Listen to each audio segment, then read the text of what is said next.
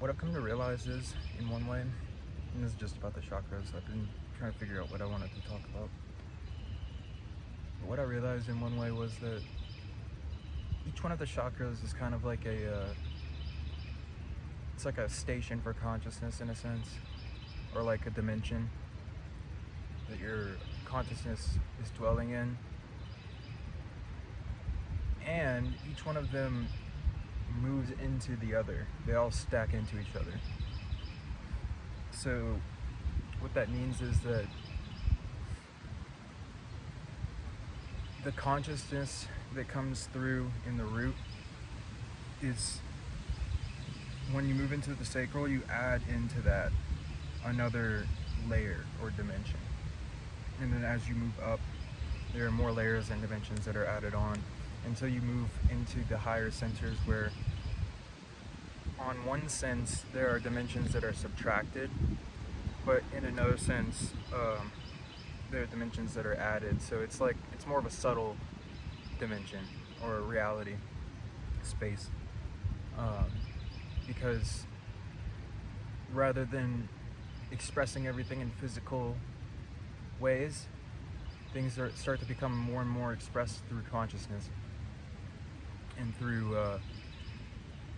experience in thought rather than physicality. And as we become closer to the source, our need to express through physicality starts to dissolve as well. And then we start to more and more find internal spaces or places of resonance inside of our own beingness, rather than seeking for happiness or pleasure outside of ourselves. So that's kind of like one of the layers that happens as you move into the higher chakras. But the lower chakras are really meant to pull energy into the self, and it's a lot of physical energy and emotional, psychological, and mental energy as well. Moving all the way up until the solar plexus is mostly things that have to do with the physical reality and psychological realms. The first is the physical in the root, but then in the sacral it's more of emotional, and the solar plexus becomes more of a expression of ego, or a sense of self, like a desire to develop a particular type of self. And then as you move into the subtler realities in the higher centers, you start to experience more of an experience of bliss, and not so much of a tangible, like it's not like something that you have to do something or have something happen in order to experience it. It's something that you realize it's a natural part of reality itself. Like bliss is interwoven into reality itself, and it's one of the aspects of God or of reality. So as the layers of the ego fall away more and more, as the consciousness rises inside of the self, the bliss, it doesn't change in its nature, but you're perceiving the bliss more. So instead of, it's not like you're intensifying your own bliss, but you're removing the you so that you can experience the bliss that is inside of you, or inside of God. It's inherent inside of God. So as you remove these layers of who you think you are moved into higher and higher states, and you start to experience yourself as more and more subtle.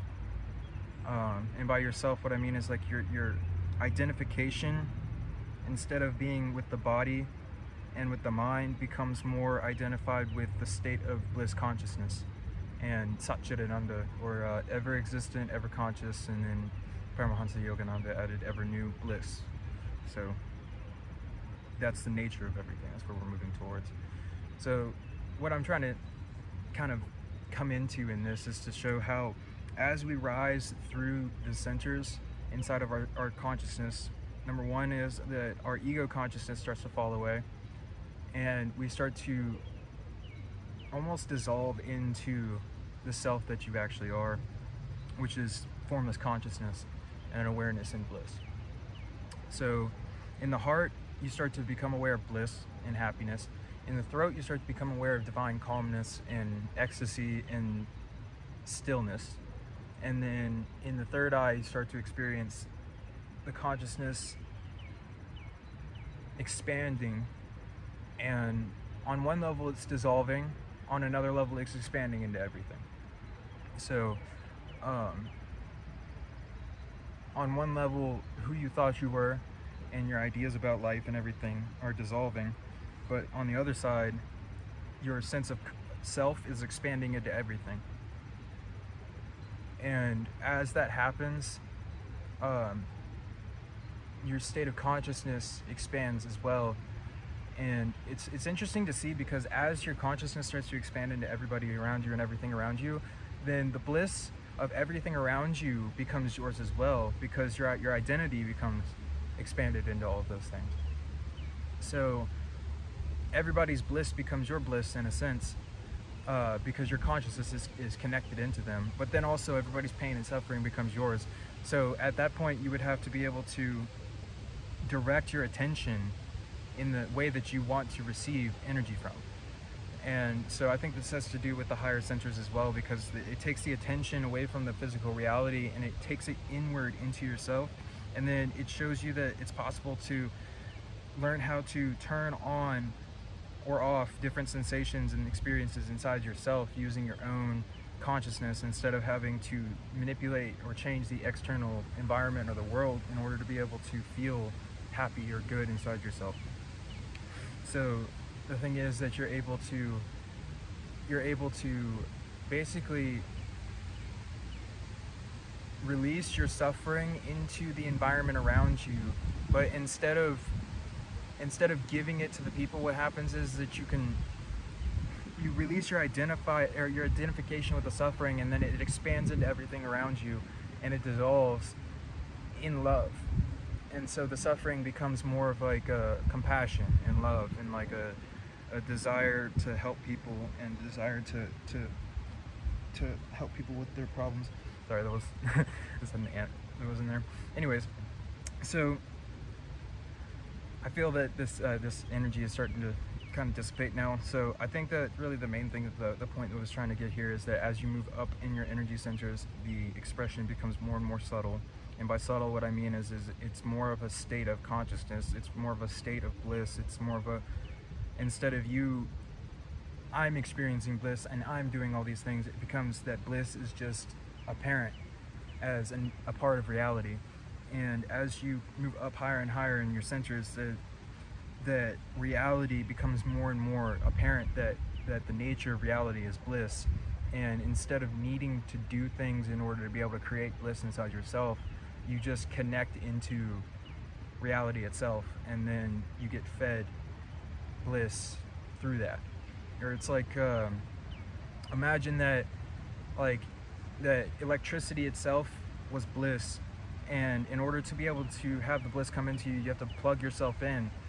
So you find the outlet, which is the thought of a higher consciousness, or the thought of God. You plug yourself into that by bringing that thought or that consciousness into your mind, and you start to cultivate that or move the flow of that energy by changing the direction of the way that you're thinking.